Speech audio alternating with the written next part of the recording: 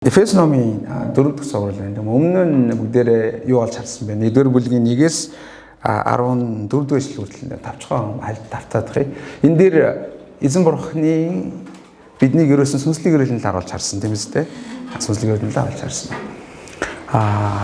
Бурхан эцэг биднийг өрөөхтөө, бурхан эцгийн бидний сүнслэг өрөөл юу байлаа? 4 ба 5 дахь эшлэгийг харуул ертөнцийн сороос өмнө бидний Христ дотор сонгосон ба бидний өөрийн хүү охин болохын тулд үрчлэн авсан байсан юм аа.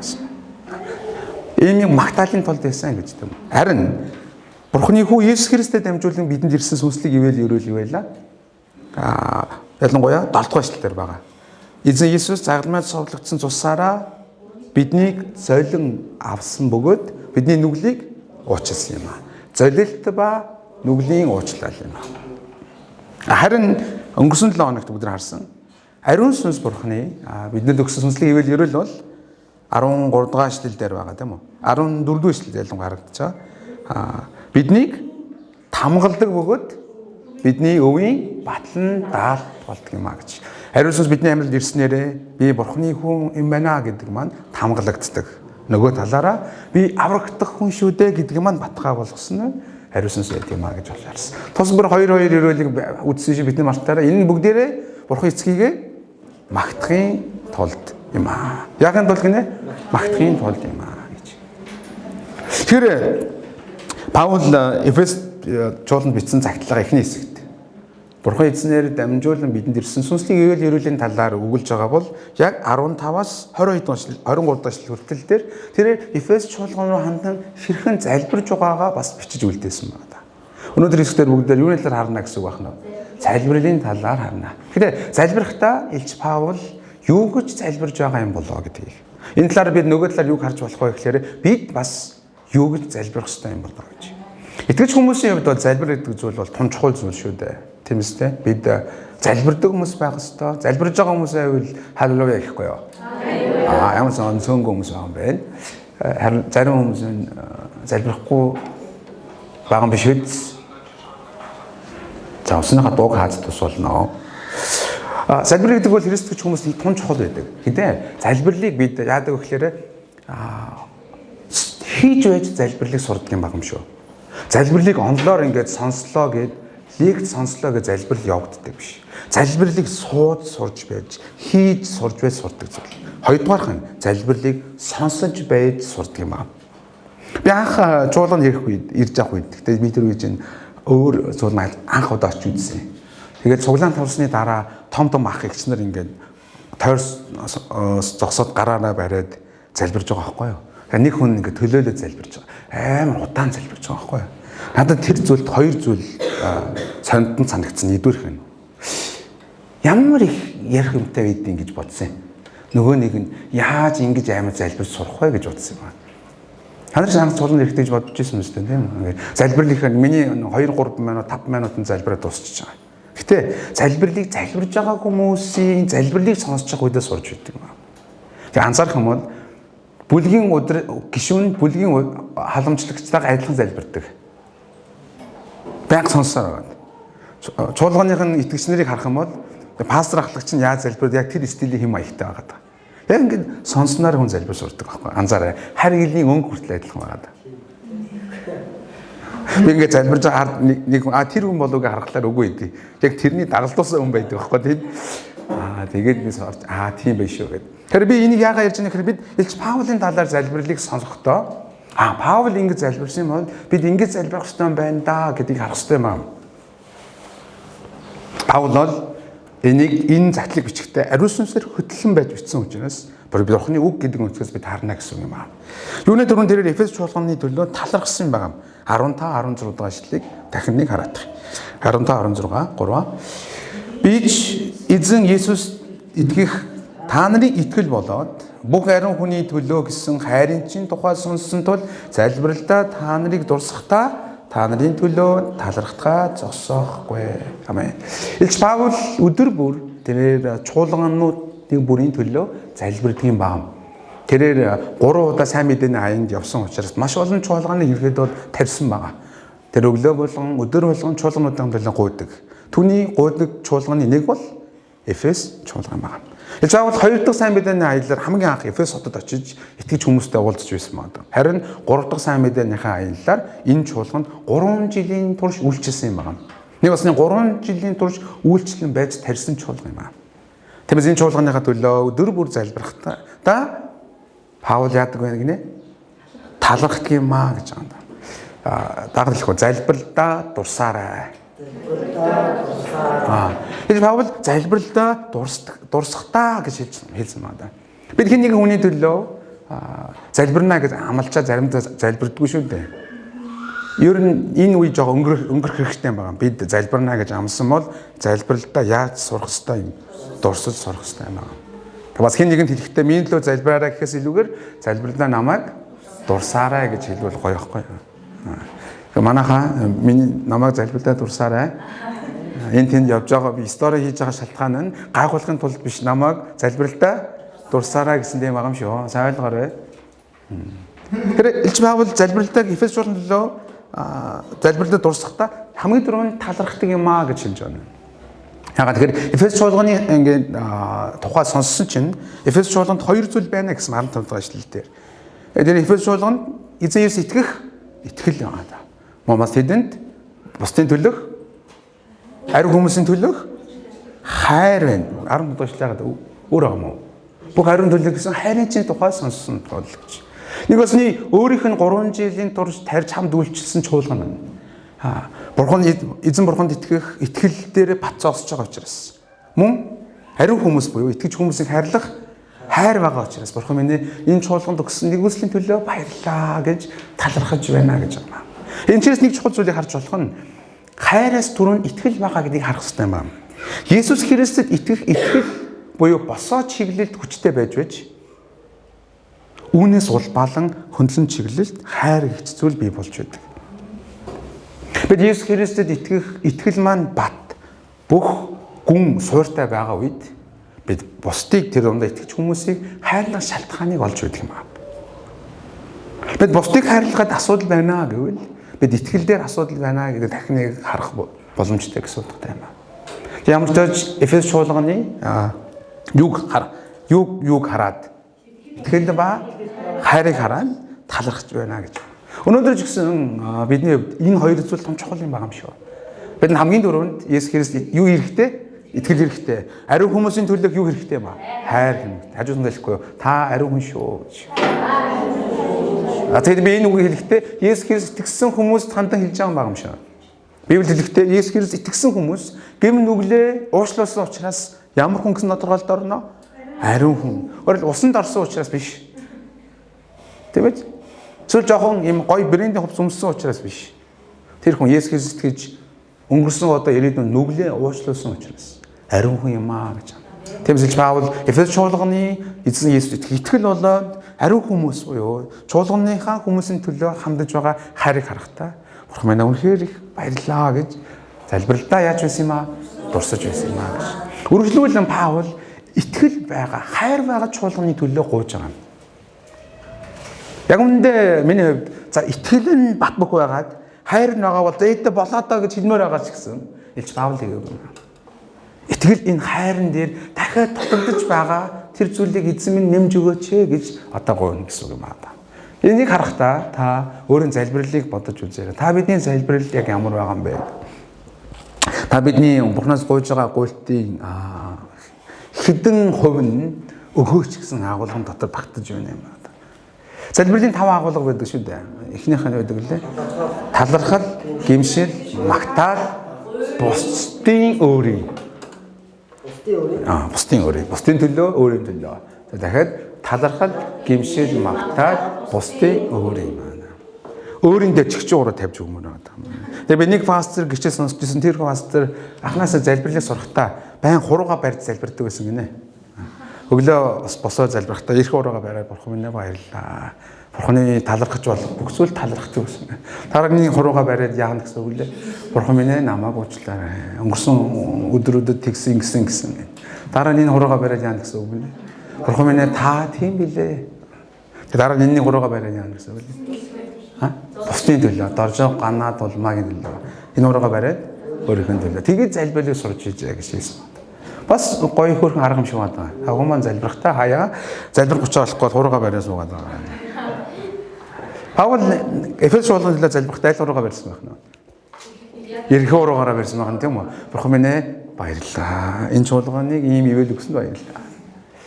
Өчигдөр түүний гуйсан зүйл 17 дугаар эшлэл дээр байгаа.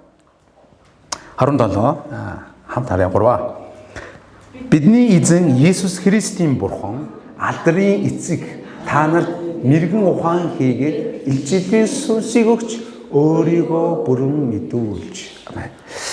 Энэ дээр Илч Паул гуйж байгаа зүйл нь зүгээр Бурхан гэж хэлж болох байсан ч гэсэн Бурханыг хоёр янзаар тодорхойлж байгаа хараарай.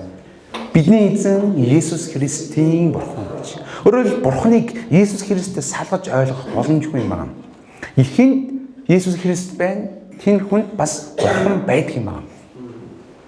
Есүс Христ байхгүйгээр Бурхан байх боломжгүй юм байна. Есүс Христ байгаа учраас Бурхан тэр хүний амьдрал дээр оршин байдаг гэсэн үг. Тийм учраас Есүс Христийн Бурхан нөгөөх нь алдрын эцэг гэж тодорхойлж байна.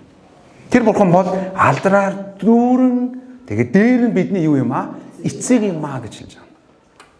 Алдраар дүүрээс гадна бидний эцэг болж тэр бидний хүүхдүүд шиг ханддаг юм аа гэдгийг илэрхийлж байна. Ямар тааж эцэг Бурханаас та нарт юу өгөхийг хүсэж байна гэсэн. Нэгдүгээрх нь мэрэгэн ухаан ба илчлэлийг сүнсээ өгч. Энэ бол Паулын залбирлын хамгийн гол том фокус юм байна. Бурхан минь ээ Эфес чуулган дээр мэрэгэн ухаан ба илчлэлийн сүнсийг өгч. Дагад хэлэх юм мэрэгэн ухаан ба илчлэлийн сүнс.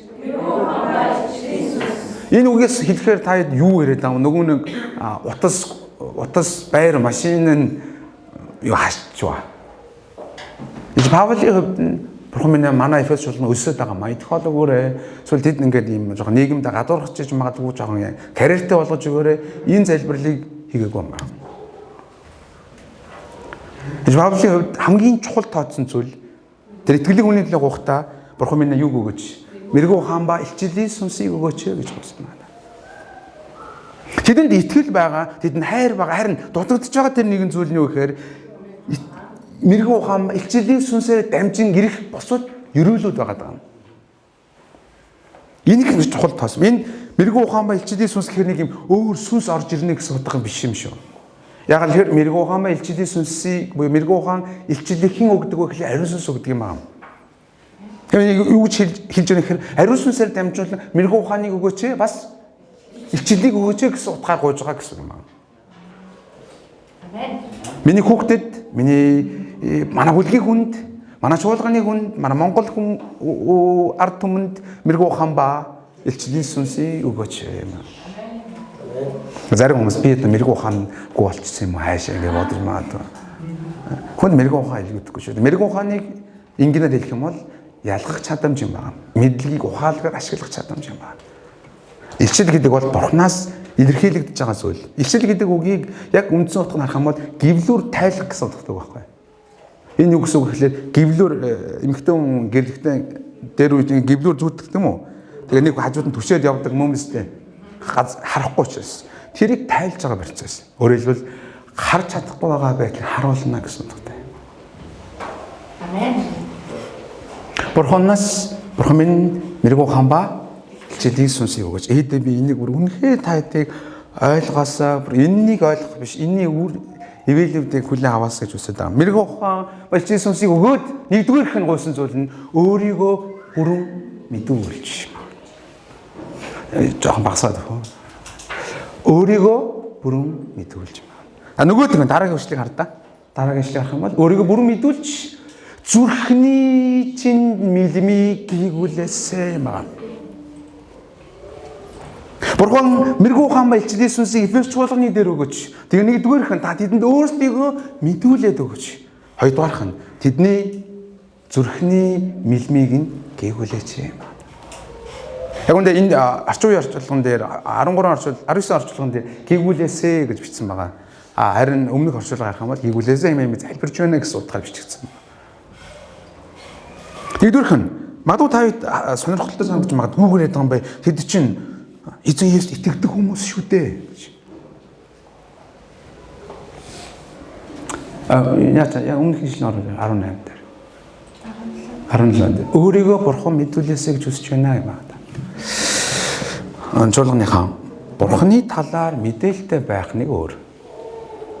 Бурханыг мэдлэгийн хувьд мэддэг байх нэг өөр. Харин бурханыг өөрийг нь мэддэг байх нэг өөр юм. Тэдэнд мэрэгэн ухаан ба илчлийн сүнсийг өгөөд бурхан та өөрийгөө мэдүүлээч гэж хэлж байгаа энэ ихний гуйлт бол бурхантай им амьд харилцаатай байж бурханыг өөрийг нь мэдээсэй гэсэн утгаар хэлсэн үг юм аа. Мэддэг гэдэг үг энэ үг маань грек хэл дээрээ туршлагаар дамжуулан таньж мэдэх гэсэн утгатай юм аа. Тэгэд одоо онлын хувьд бурханыг мэдж байгаа бол за хүмүүс бурхан хэд байдаг вүлээ? Бичээс дээр. Ганц мөмөстэй. Бурхан бүхнийг хийж чадна гэж итгэж байгаа юу? Амен. Бурхан танд хайртай гэдгийг мэдж байгаа юу? Энийг бид яг мэдэх юм аа. Түүнийг туршлагаар таньж мэдэх юм аа. Ялангуяа манай залуучууд маань онлын хувьд бурханыг мэдээд байгаа юм нэ. Яг амьдралын хувьд бурханыг хараахан мэдж чадахгүй байна. Тэм учраас юм зүгээр албаны харилцаатай. Бурхантай амар албаны харилцаатай. 7 хоног бүр яг тогтсон цагтаа уулздаг харилцаатай. Энийг ямар харилцаа гэж зан үйл бүхий итгэл бишрэл гэж хэлдэг. Зан үйл бүхий итгэл бишрэл. Тэгээ би зүгээр яг юм нэм гарын цуглаан суугаад гараа явж байгаа. Бүдайнаа залбирчаад ингэ босоо явж байгаа бүгдээрх нь зан үйл юм аа. Харин бурхан зан үйлийн итгэл бишрлийг биш. Сүнслэг туршлага бүхий итгэл бишрлийг хүсдэг юм аа. Сүнслэг туршлага бүхий итгэл бишрэл бол бурхан өөрийгөө мэдүүлэх үед бий болдог зүйл юм. Бурханыг өөрийг нь мэдээд жишээлбэл манай энэ урд цогц хоёрын цогтдаг байна. Хэдэн жилийн өмнө 3 жилийн өмнө одоо энэ 100 кемп болох гэж байгаа шүү дээ тийм ээ. Кемп суусан. Бид тэр үед кемп удирдсан залбирууд ард нэг хүн чанга залбирал байсан. Хэн байсан мэгс манай эрдэнэ цогт байсан. Тэр үед ариуснасаа хүлээн аваад ариуснаас дамжуулан юу хүлээн аваад хайр илэг хүлээн аваад бурхныг жинхэнэ утгаараа юуны хувьд мэдсэн? Туршлагын хувьд мэдсэн юм аа. Юу ирсэн гэсэн үг вэ? Мэрэгэн ухаан ба хичээлийн сүнс ирсэн учраас. Тэр миний онлын үед мэдчихсэн бурхан чинь бодтой юм байна гэдгийг ойлгож байгаа юм аа. Бурханаас мэрэгэн ухаан ба хичээлийн сүнс ирж байж бид бурхныг онлын биш амьдралын хувьд мэддэг юм аа юм шүү. Тийм хүмүүс байгаасаа гэж өрөөж байна. Тэр энэ хэд хэдэн жишээ энэ дэр чухал учраас хэдэн жишээ ярмаар байгаа нь Паул байна. Паул Есүс Христосээс өмнө чуулганыг хавчдаг хүн байсан. Өөрийгөө би бурхан үйлчилж байна гэж бодож байсан. Би бол бурханыг сайн мэддэг гэж бодож байсан. Яг Есүс Христостэй уулзсны дараа юуг ойлгосон гэж би бурханы эсрэг тэмцэж байгаа юм байна гэдгийг ойлгосон. Өөрийгөө лаг бурханы хүн гэж бодсон ч эсрэгээрээ бурханы хүмүүсийг хавчдаг хүн болж хувирсан нь мэддээд хангалтгүй маа гэсэн үг юм байна. Тиймээс тэр хүний дээр мэрэгэн ухаан ба хичээлийн сүнс ирэх үед жинхэнэ утгаараа ойлгосон юм байна. Никодем гэдэг хүн байгаа. Юудэ шашны удирдагч нарын нэг шөнө Есүстэй ирдэг шүү дээ. Тэр очно тэр хүн татар юу хийсэн гэж бүх хуулийг бүгдийг нь мэдж байгаа хэрнээ яавал аврагдах гэсэн тийм айдас байгаад байгаа. Мэдээд байгаа хэрнээ мэдэхгүй байгаа байхгүй юу? Есүс түнд мэрэгэн ухаан ба хичээлийн сүнсээр дамжуулан хэлж өгсөн байдаг. Өнөөдөр миний ярьж байгаа номлолыг ч гэсэн мэрэгэн ухаан ба хичээлийн сүнс ирж байгаа хүн нь яста зүг гин. Тийм биш хүмүүс нь юу яриад байгаа юм бэ гэх болчиход. Тэг манай би залжуудын төлөө гоохтай энэ үгийг их барьж байгаа юм. Томчуудын төлөө гоохтай бас хаяа барьж байгаа л та. Манай томчууд ч хаас учиртай хүмүүс. Мөн манайхаа юу гөгөөсэй? Мэрэгэн ухаан ба илчилийн сүнс хамгийн түрүүнд хэнийг мэдээсэ? Бурхан өөрийгөө мэдүүлээсэй байгаа. Хэрэг сэтгэл болно шүү дээ. Хэрэг шашин гэж үзвэл гэгэрлийн шашин биш. Илчиллийн шашин юм аа. Бид ойлгож ухаач гэгэрдэг хүмүүс огт биш. Боломжгүй юм байгаа. Тэр хийх гэж явбал бид Паултай адилхан, Никодем гэдэг хүмүүстэй адилхан болох болно. Яагаад ч нийгэм дутаад байгаа мэдэх болно. Харин хэрэг сэтгэл бол илчиллийн шашин буюу Бурхан бидэнд мэдж байгаа мэдлэгийг маань гэвлүүрийг маань сөхөж илүү харуулдаг юм аа. Бид онлын төвшнөөс бид амьдралын төвшөнд ойлгож эхэлдэг юм аа. Яг үндэ биегийн хичээл заагаад ингээ явж байгаа. Мэдээд мэдэхгүй байгаа байхгүй юу? Мэдлээгээд мэдэхгүй байгаа юм. Заавал тэнд их эзний юу ирэх гэж мэрэгүү хаан ба ихсний сүнс ирж бай тэр хүмүүс ойлгох бол. Ягаад бид эсэн бүлэг хийхдээ, ягаад бид энкаунтер хийхдээ, ягаад эзний өдөр бид цуглаан хийхээс өмнө удаан залбирдаг гэж юу хүсэж байгаа учраас мэрэгүү хаан ба Илчил Иесус ирээсэн юм аа. Тэр газар бурхан өөрийгөө таниулсан юм. Энэ нь юу ч хийхгүй зүгээр суuna гэсэн үг биш. Бидний хийж байгаа юмн дээр дамжуулан бурханы мэрэгүү хаан ба Илчил Иесус ирээд тийхүү өөрийгөө таниулсан юм. Чуулганы хаан гойцгая ямаа ингэж гойцгая. Бид чуулганыхаа хүмүүсийн төлөө биеийнхэн төлөө гоохтой ийгөө гоогаасаа өрөөж байна. Бурхныг мэдсэн хүн ямар зоригтой амьдрна гэж дээ. Зарим хүмүүс ингэж бодож байна. Бурхан миний яриад туслах болов уу болоо. Би энэ замаараа удаан явах нь зөв болов буруу болов. Бид бурхныг мэдэх үед бидний итгэл хангахгүй байх болно. Бид тууштай замаараа явсаар явах болно. Харин бурхныг мэдхээ болж эхлвэл бидний амьдралд аган ганах болно шүү дээ. Яг аргуугаар мэрэгүү хаан Илчил Сүнсийн үгээр бурхныг мэдээсэ гэж ихнийх нь гуйж байгаа юм шүү. Дүүрэн мэрэгүү хаан ба Илчил Сүнсийн газар буух болтугай. Амен. Дараах нь хойшоогоо хурд явна бит яагараа заяа. Зүрхний чинь мэлмийг гівгэлээсэн. Нүдтэй хүн байвал толгойд өгөхгүй юу? Окей, мөгдөр. Яг зарим нүдгүй болчих юм уу? Бид итгэлийн амьдрал гэдэг зүйлийг махбодын нүдээр хардаг юм биш юм аа. Итгэлийн амьдралыг махбодын нүдээр явахгүй юм аа. Тиймээс Паул ихтэй зүрхний мэлмийг гівгэлээсэн. Дагаад хэлэхгүй зүрхний мэлмээ. Зүрхний мэлмийг гівгэлээсэн.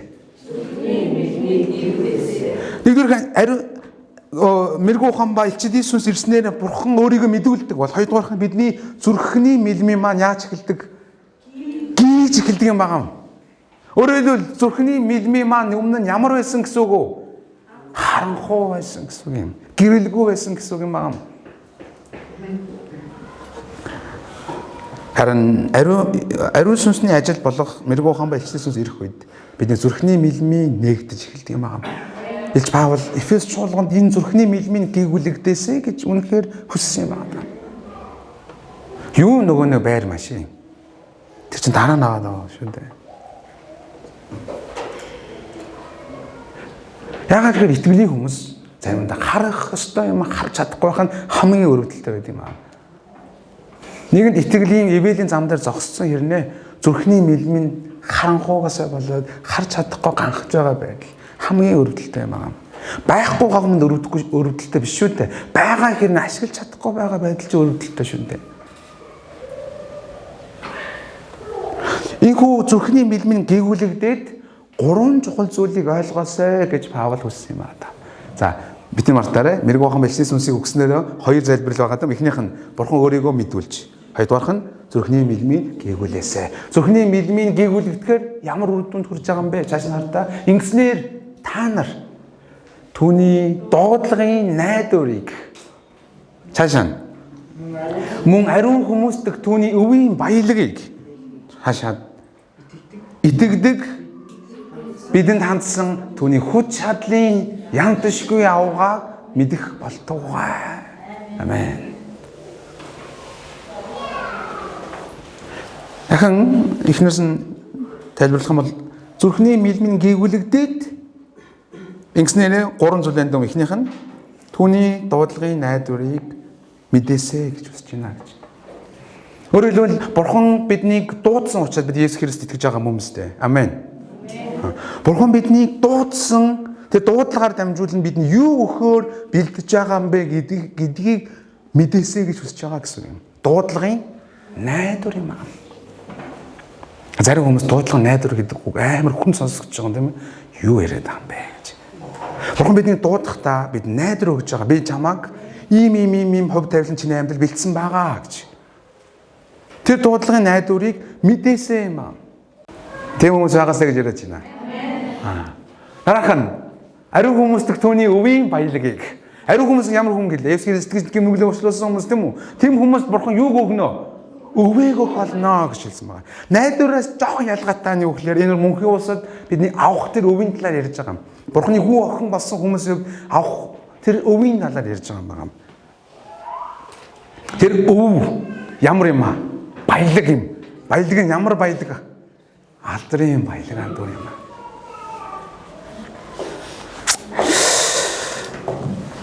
Хичнээн гоё. Ийм юмсуудыг ингээд хармаар гам. Энэ зүйлсийг харахын тулд яа харахгүйгээр юу хэрэгтэй юм? Зүрхний мэлмийн гэгүүлэгдэх хэрэгтэй. Тэгжүүлж энийг онлын төвшөнд биш амьдралын төвшөнд ойлгоно, мэднэ. Аа тийм надад ямар том алдар байгаа билээ дээ. Надад ямар том өв байгаа билээ дээ гэдгийг ойлгоно. Амен. Алдрын баялагийг мэдээсэн юм байна. Бид шинэ биеэр амьлуулагдсан мөнхөөс орох үедээ жинхэнэ мөнхөд бурхантай хамт амьдрын тийм үү? Тэнд юу байхгүй гэдэг вүлээ? Уйлах, өвдөх, өвчин гашуудал тэр газар бурхан өөрөө хүмүүстэй хамт байх болно гэж хэлдэг шээ. Хичнээн яруу алдтай зүйлсүүд. Тэр нь энэ алдрын өвийн нэг тодорхой нэг хэсэг нь үгээр ариун сүнсээр дамжуулан бид Христтэй адилхан болон өөрчлөгдөж байгаа байдал юм аа. Бид Христтэй адилхан болон өөрчлөгдөж байгаа энэ байдал бас жижиг хэмжээний Бурхны алдрын өвийн нэг хэсэг юм аа юм шиг. Гурав дахь зүйл нь итгэлдэг бидэнд хандсан түүний хүч чадлын ян тушгүй авгааг мэдэх болдог байна. Энэ гурав дахь юм аа. Зүрхний мэлмэн гээгүүлэгдэнд Бурхныг зөвхөн нэг жижигхэн хүрээнд харж байсан бол тэр Бурхны хүчин тэр ян тушгүй авгааг мэдээсэй гэж үзэж байна юм аа. Энэ дээр Бурхны хүчийг илэрхийлэхдээ их содон маягаар илэрхийлж байгаа анзаарч байгаа. Түүний хүчний энэ нь түүний хүч чадлын хүчний үйлдэл билээ.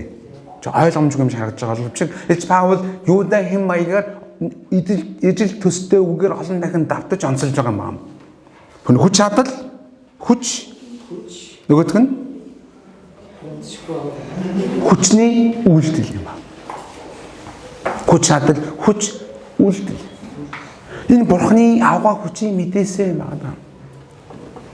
Та нар амьдрах явцдаа Бурхан ямар авгаа ажилтдаг юм ба гэдгийг ойлгох баха гэж найдаж байна. Цайм нь ойлгоо явж байгаа ах тийм үү. Энэ нь зүрхний мэлмэг гээгүүлэгдэхүйд бий болж байгаа юм байна.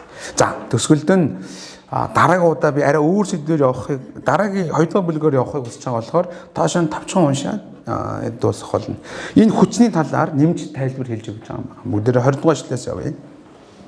20-с тэрээр Христ дотор инэл хүчээр нөлөөлж түүнийг үхснээс амьлуулад Тэнгэрлэг оршуудах баруун гарт залж бүгд засаглал, эрх мэдэл, хүч, ноёрхол түүнчлэн энэ үед төдийгүй ирэх үед нэрлэгдэх альва нэрээс гээгүй болгожээ.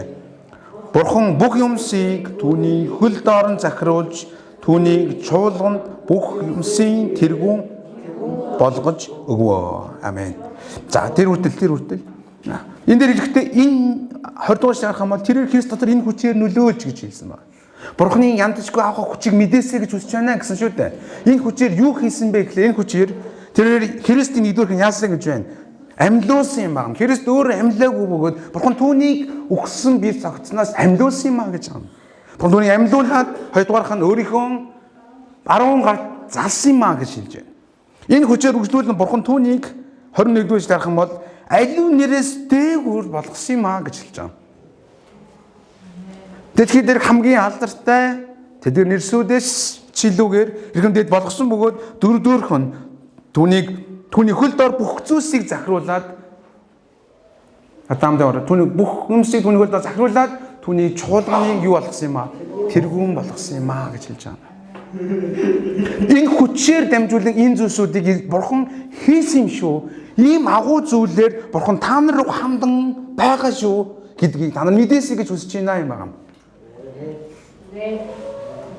Өөрөөр хэлбэл Христийг амьлуулад баруун гартаа залраад аливаа нэрээс дээд болгоод чуулганы тэргүүн болгосон энэ хүчээр Бурхан бас та нарыг бас тийхүү хөтлөх болно гэсэн үг шүү дээ. Энийг ойлгож юм байна. Үнийг алиад өгөгдсөн болохоор энийг зүрхнийх нь мэлмийн гээгүүлэгдэж мэдээсэн юм байна. Тийм хүмүүс байгаасаа гэж өрөөж байна. Нэгэн алдартай пастор Иесус байдаг юм байна. Бурхны яндашгүй хүч чадал хамгийн бодтойгоор илэрсэн үйл явдал бол хүн аврагдж байгаа явдал гинэ. Зарим хүмүүс бодож байгаа. Юу яриад байгаа юм бэ? Бурхан тэнгэр газар бүтээсэн чинь яндашгүй авгаа биш юм уу гэж. Бурхан тэнгэр газар бүтээхдээ амархан байсан юм аа. Бурхан юугаар бүтээсэн? Үгээрээ. Гэрэл бий бол.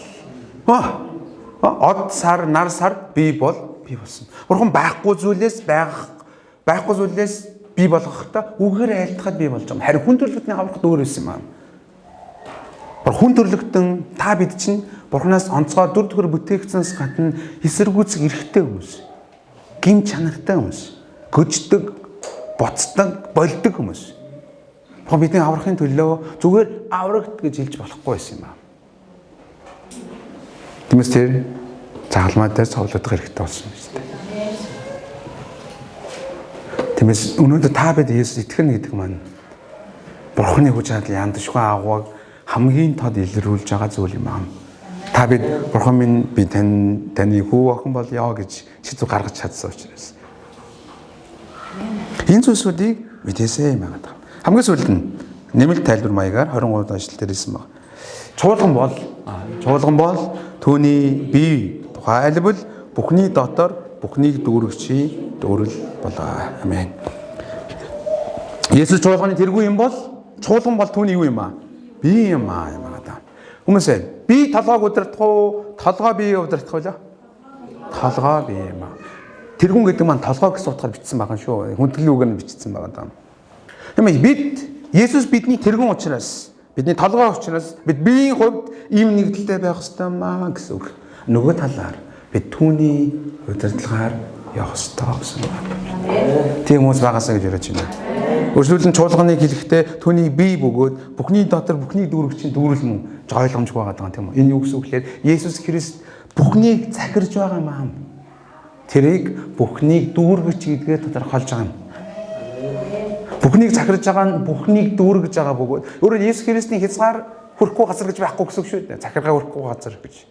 Бүхнийг дүүргэх чинь харин дүүрлэн буюу бүх дэлхийн ертөнцийг дүүргэн захирж байгаа нэгний хамгийн их дүүрэн оршдог газар бол чуулган юм аа гэсэн.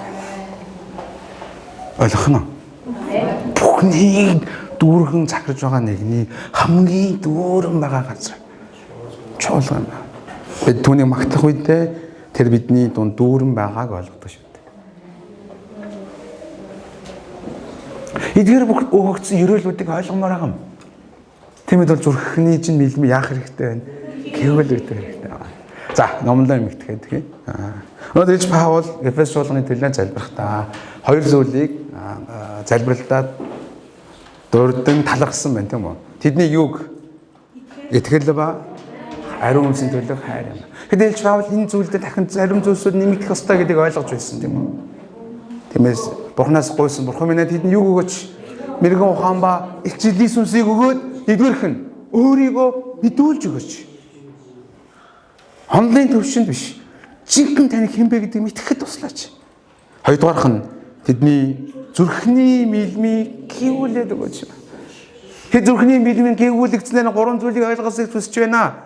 Тэд дуудлагынхаа найдварыг ойлгосоо. Ямар гайхамшигтай найдвар дуудагдсан гэдэг. Хоёрдугаарх нь